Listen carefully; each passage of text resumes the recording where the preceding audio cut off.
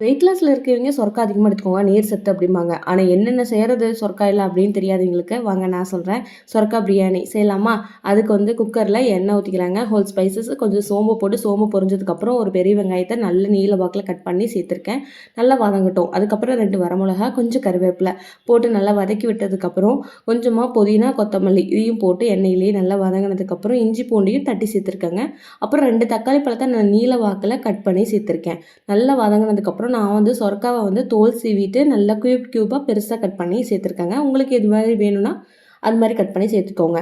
நல்லா வதங்கணும் அப்படிங்கிறதுக்காக மேலே வந்து உப்பு போட்டு நல்லா வதக்கி விட்டுக்கிறேன். சொரக்காய் வந்து தண்ணி விட்டு நல்லா வதங்கினதுக்கப்புறம் நான் வந்துட்டு வீட்டில் அரைச்ச சாம்பார் பொடி 1 spoon, 1 spoon biryani masala, 1 spoon வந்துட்டு மஞ்சத்தூள் இதெல்லாம் சேர்த்து நல்லா வதக்கி விட்டதுக்கப்புறம் நல்லா வதங்கி வந்ததுக்கப்புறம் நான் 2 கப் அரிசி எடுத்திருக்கேன். 4 கப்பு தண்ணி ஊற்றிருக்கேங்க. இது வீட்டு சாப்பாட்டு அரிசி தான் நான் எடுத்திருக்கேன் அன்றைக்கி.